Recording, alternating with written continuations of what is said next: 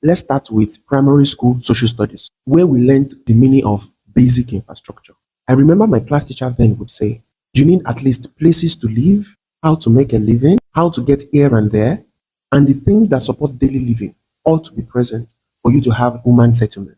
Then another thing he would also say is that all these four items need one another to function properly, as you can't have one without the other. Even though then he probably didn't know that what he was describing was the interdependence and interrelationship of physical, social, and economic infrastructure. And to make this make sense, let me create an illustration that helps you understand what I mean by this and how this works in real life to the benefit and betterment of people. So let's start with the fact that planning is not the drawing of master plan, neither is it the drawing of layout, but it's simply how we create, combine, manage, and use the physical infrastructure, social infrastructure, and economic infrastructure.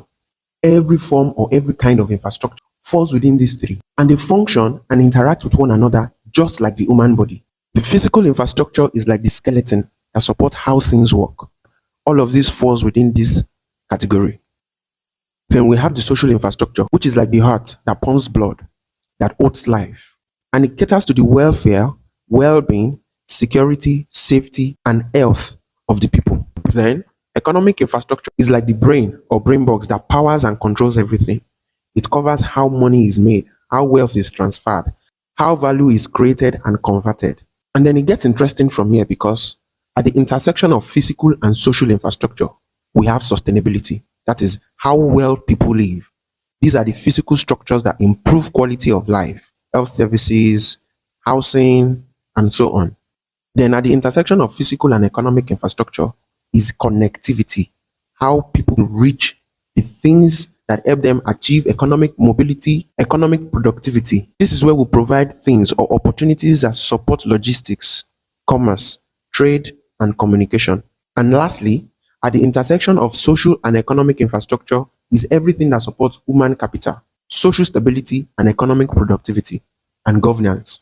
At the center of it all is the people and their need for dignity. Dignity as they pursue economic opportunities, dignity in how they live, dignity as they pursue social stability, and the dignity of reliability in assurance that they can achieve their physical needs.